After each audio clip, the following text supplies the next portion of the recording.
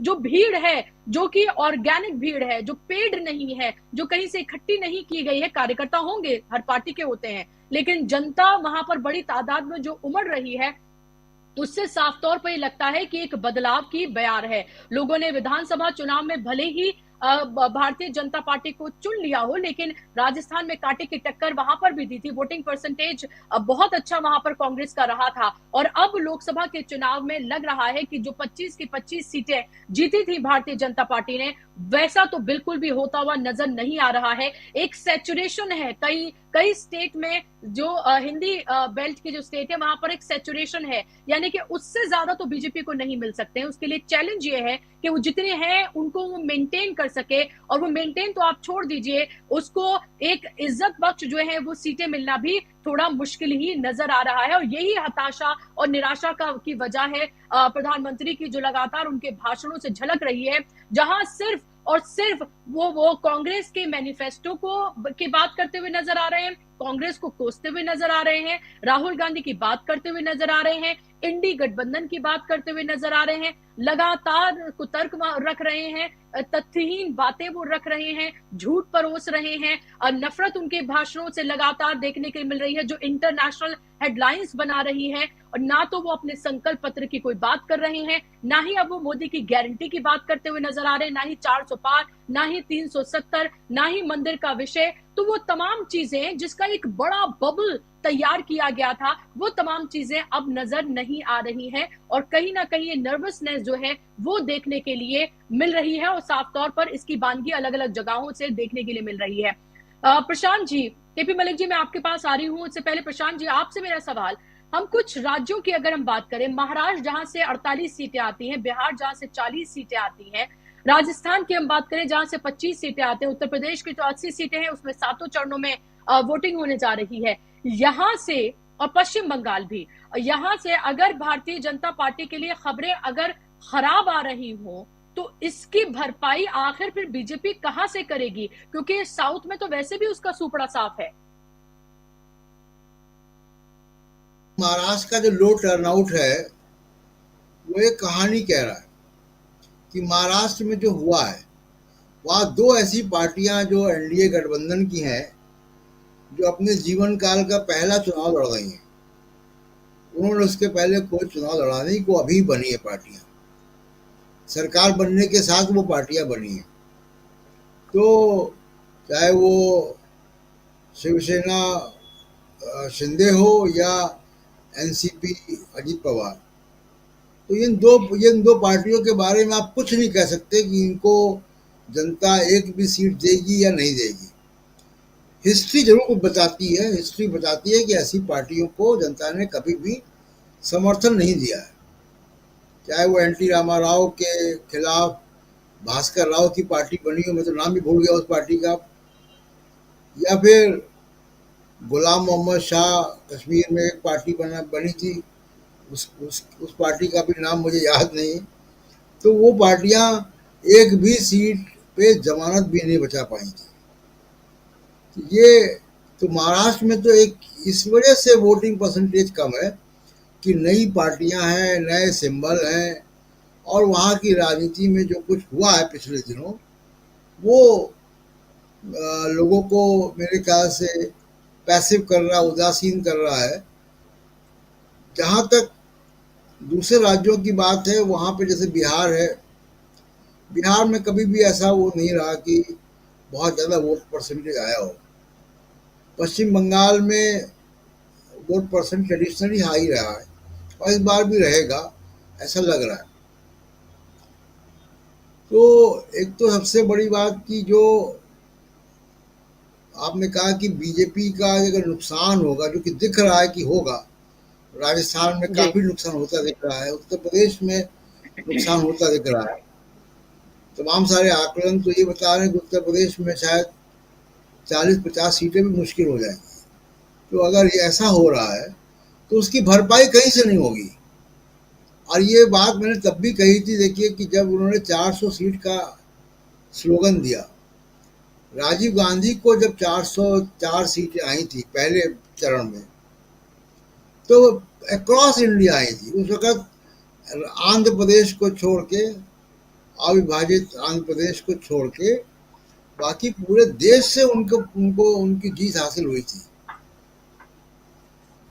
तो वहाँ सबसे बड़ा जो समस्या मोदी साहब के साथ क्या हुई कि 10 साल सत्ता में रहने के बाद भी दक्षिण भारत की तरफ वो नहीं जा पाए, और दक्षिण भारत में जाने की कोशिश भी की तो उत्तर भारत के शैली और मुहावरे के साथ।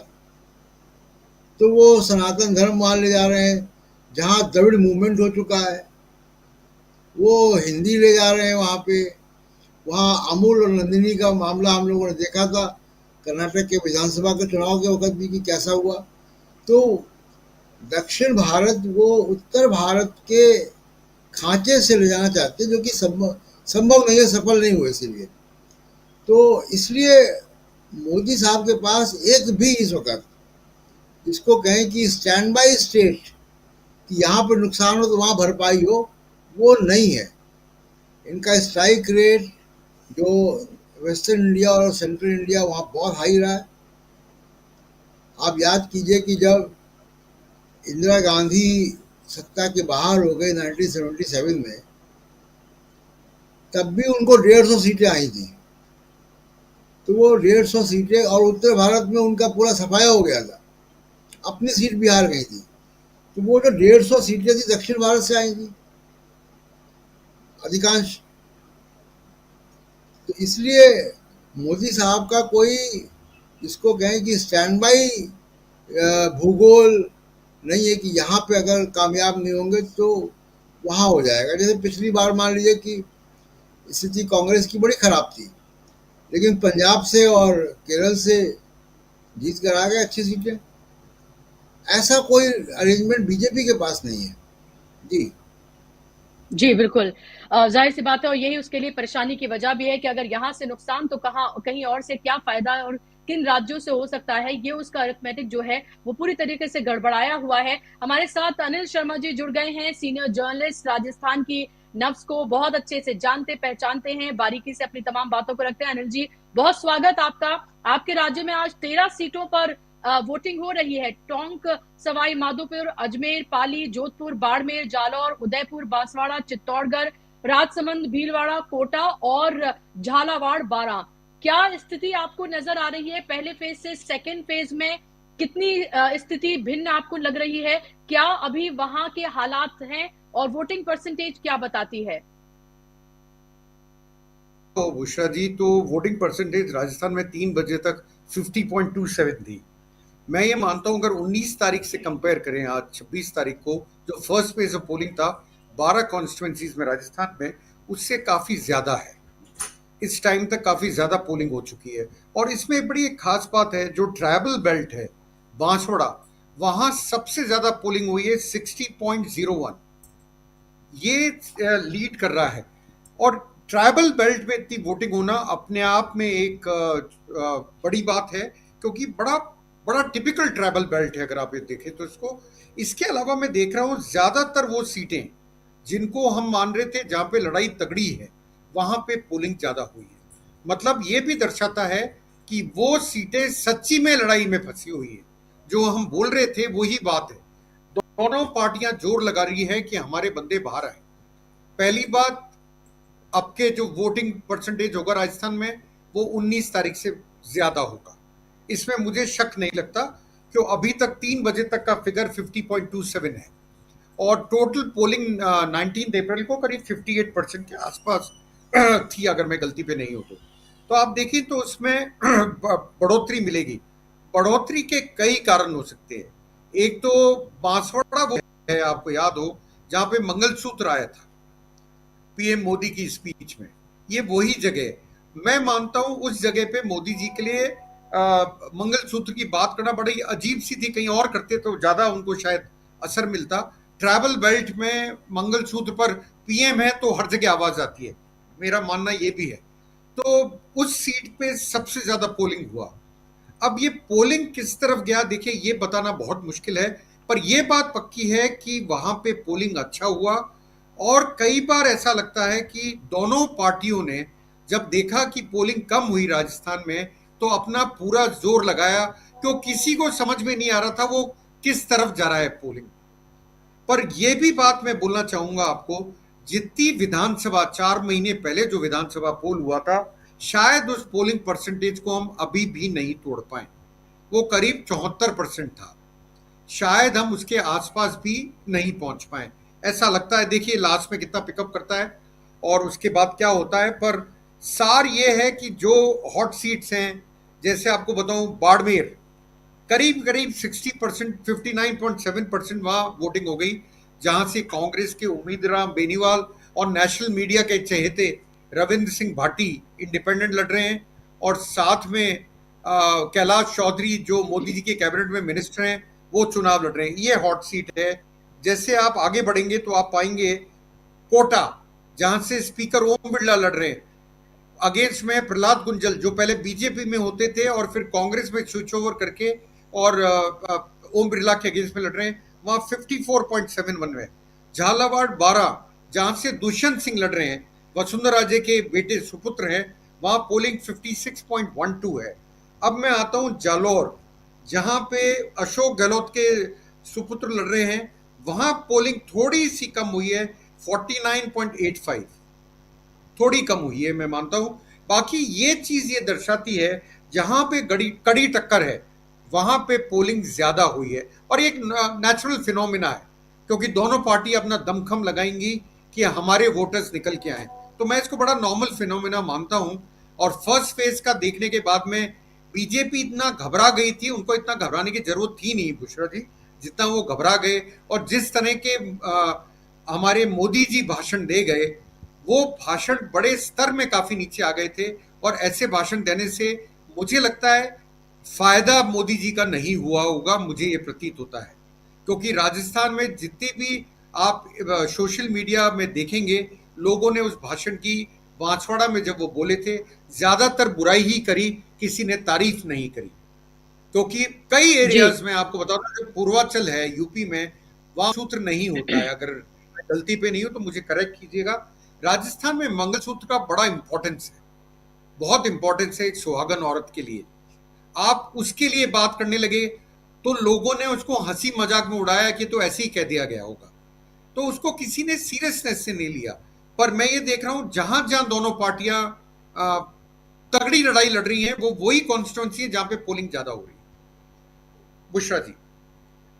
जी बिल्कुल, और काफी इंटरेस्टिंग यहाँ पर फैक्ट्स आपने यहाँ पर रखे हैं अनिल जी। लेकिन सवाल मैं आपसे ये पूछना चाह रही थी कि फिलहाल वहां पर अगर राजस्थान की हम बात करें तो हीट वेव की, और राजस्थान तो वैसे भी वहां पर वो गर्म प्रदेश है। ऐसे में भी अगर लोग बाहर निकलकर वोट कर रहे हैं, वोटिंग परसेंटेज अगर अच्छा देखने के लिए मिल रहा है, तो ये काबिले तारीफ है, तारीफ करनी चाहिए जनता की कि वो अभी सुबह सुबह भी निकलकर उन्होंने वोट किया है।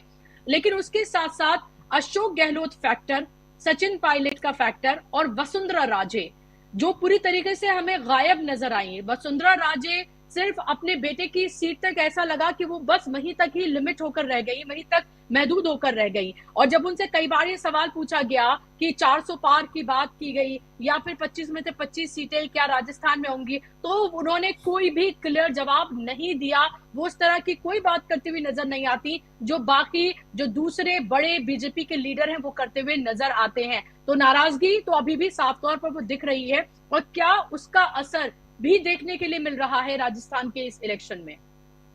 देखिए एक चीज बुशरा जी, बड़ा ये रिपीटेटिव हो जाता है, पर एक चीज बतानी दर्शकों को जरूरी है। वसुंधरा राजे का स्टेचर बहुत बड़ा है। आप किसी भी बीजेपी नेता राजस्थान में उनके स्टेचर के बराबर नहीं है। अगर वो बाहर नहीं जाती कैनवेसिंग करने, मेरा मानना है अंतर पड़ता है। अगर वो असेंबली में बाहर जाती तो 115 सीट बीजेपी की नहीं आती, बीजेपी की सीट 140 150 आती। ये मैं बिल्कुल मानता हूं, उनका नहीं जाना असर पड़ता है, और उसका कारण भी बताता हूं। एक स्टेचर है, एक उनमें कारिश्मा है, एक मास अपील है, और तीसरी बड़ी इंपॉर्टेंट बात है, चौथी बड़ी इंपॉर्टेंट बात है कि उनका एक चुनावों में जाके ये बोलना, मैं क्षत्रिय हूं जाट से, मैं जाटों की बहू हूं because she was married to a Jat, और मेरी बहू गुजर है, तो मैं 36 कौमों को रिप्रेजेंट करती हूं। इसका असर बहुत पड़ता था, और इसलिए वसुंधरा की कमी तो देखिए बीजेपी को खलेगी ही खलेगी। वसुंधरा जी जिस स्टेचर को लेके चलती हैं, पैन स्टेट लीडर कौन है आपके पास में राजस्थान में? कोई भी नहीं है। राजेंद्र राठौड़ जो चूरू के तारानगर से विधानसभा चुनाव हार गए थे, उनको माना जाता है कि वो अच्छे नेता हैं बीजेपी के। क्या वो चूरू को छोड़ के अब के निकल पाए? क्या जो पार्टी प्रेसिडेंट हैं बीजेपी के स्टेट, सीपी जोशी, क्या वो चित्तौड़ को छोड़ के निकल पाए?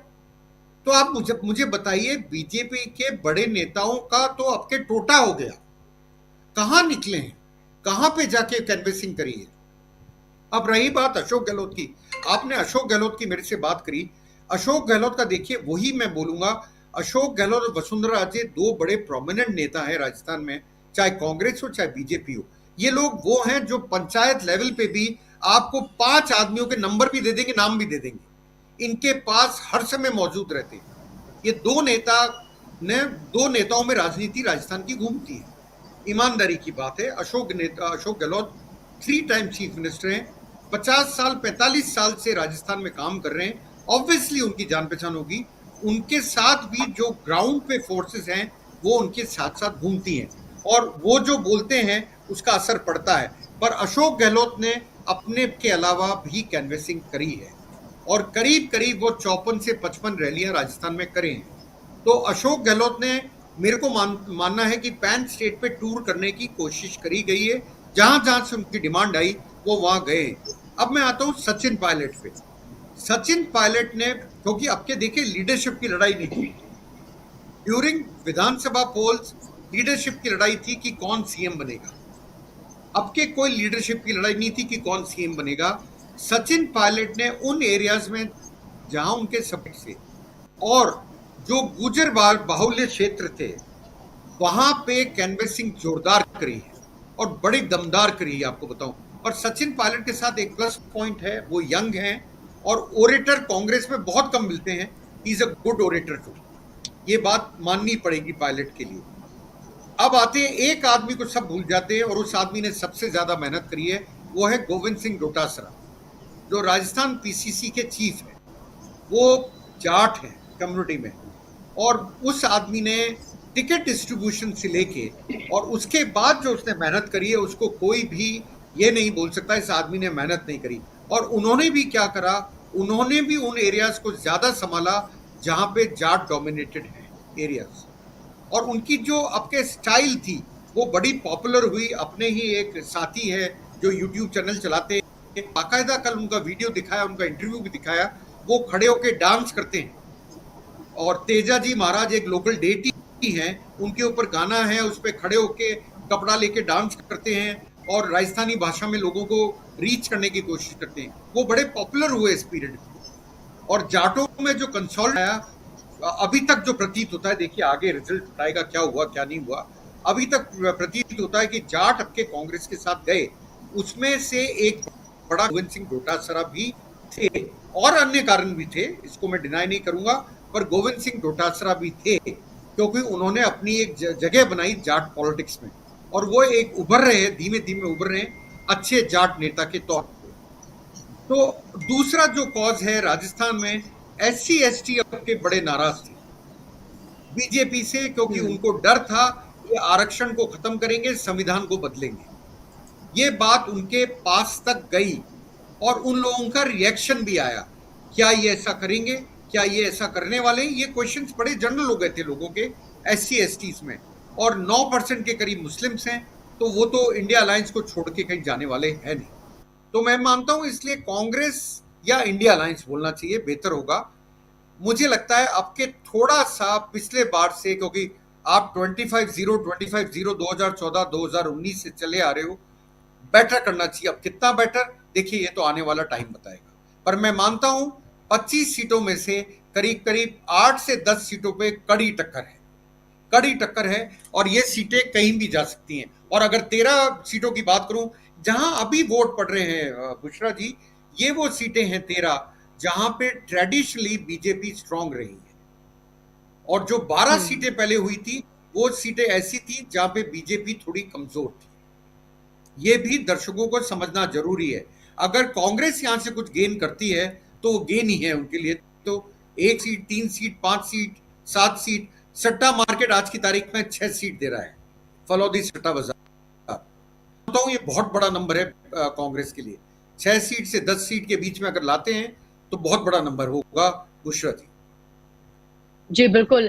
और ऐसे स्टेट में जहां अभी अभी विधानसभा का चुनाव जीता हो और 25 की 25 सीटें भारतीय जनता पार्टी के पाले में हो और उसके लिए चैलेंज हो कि वो तमाम 25 सीटें बरकरार रखे, क्योंकि उसे जो नुकसान हो रहा है उसको लग रहा है कि इन राज्यों से शायद उसकी भरपाई हुई है। और तमाम तरह के बयान, चाहे विधानसभा के दौरान हमने प्रधानमंत्री के देखे किस तरह के सांप्रदायिक बयान उन्होंने वहां पर दिए, योगी आदित्यनाथ ने दिए, वहां पर हेमंत बिस्व शर्मा ने दिए, और उसके बाद अभी भी जो एक तरह का नैरेटिव उन्होंने देश में सेट करने की कोशिश की है जिसमें वो विफल हो रहे हैं, वो तमाम भी उसने राजस्थान से ही वहां की उसकी शुरुआत उन्होंने प्रधानमंत्री ने कही है। चाहे मंगलसूत्र की बात हो, चाहे वो मुसलमानों को घुसपैठिया और ज्यादा बच्चा पैदा करने वाला हो और उनकी संपत्ति पे किस तरह से उनको संपत्ति दी जाएगी हिंदुओं से लेकर, ये तमाम बातें वही राजस्थान की धरती से कही गई हैं। तो राजस्थान के लोग क्या वाकई में इन तमाम चीजों के फेर में आएंगे, या फिर वो असल मुद्दे जिन पर देश वोट कर रहा है, महंगाई, बेरोजगारी, इन पर वो बात करते हुए, इन पर वो वोट करते हुए नजर आएंगे?